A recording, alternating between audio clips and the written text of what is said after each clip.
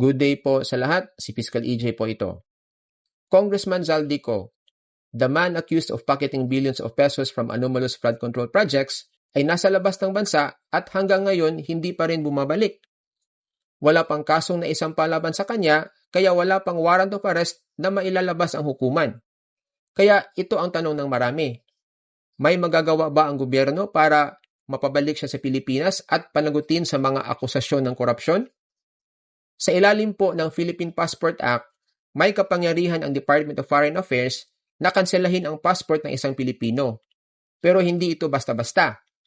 Maaari lamang kanselahin ang passport kung, number 1, may warrant of arrest na inisyu laban sa passport holder. Number 2, ang passport holder ay isang fugitive from justice. Number 3, ang passport holder ay nakasuhan at napatunayang nagkasala sa isang krimen. O number 4, kailangan ito para sa national security, public safety o public health. Sa kaso ni Zaldico, dahil wala pang kaso o warrant laban sa kanya, walang legal na basehan ang DFA para kanselahin ang kanyang passport. Hindi pwedeng umaksyon ang gobyerno batay lamang sa allegations o investigasyon. Kailangan muna siyang masampahan ng kaso at may utos ng korte para arestuhin siya.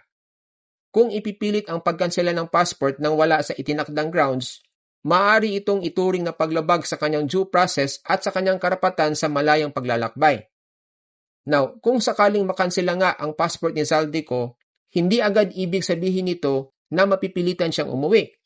Ang host country po ay hindi maaari mag-deport ng isang tao nang walang legal basis o request mula sa bansang pinanggalingan. Kaya kahit kanselahin ang passport, hindi pa rin ito sapat na dahilan para ipa-deport siya ng host country, maliban na lang kung siya ay overstaying o lumabag siya mismo sa immigration laws ng bansang iyon. Kung gusto talagang mapabalik ng gobyerno si Zaldico, narito po ang mga posibleng hakbang. Una, file formal charges. Kailangan munang sampahan siya ng kaso, halimbawa sa Office of the Ombudsman, base sa ebidensya. Pangalawa, secure a warrant of arrest. Kailangan maglabas ng warrant ang korte. Pangatlo, request for passport cancellation. Sa puntong ito, may legal basis na ang DFA para kanselahin ang kanyang passport. Pang-apat, issue an Interpol Red Notice. Maaaring humiling ang DOJ o NBI sa Interpol para alertuhin ang lahat ng bansa na hinahanap siya ng Pilipinas. At pang-lima, request for extradition or deportation. Now, depende sa relasyon ng Pilipinas sa host country, maaaring mag-file ng extradition request ang Pilipinas o humiling ng deportation. Sa ngayon po, walang direktang paraan para mapabalik agad si Congressman Zaldico habang wala pang kasong naisampa at wala pang utos ng hukuman. Ang tanging magagawa ng gobyerno ay kumilos ng mabilis, mag-imbestiga, maghain ng kaso at maglabas ng warrant kung may sapat na basihan.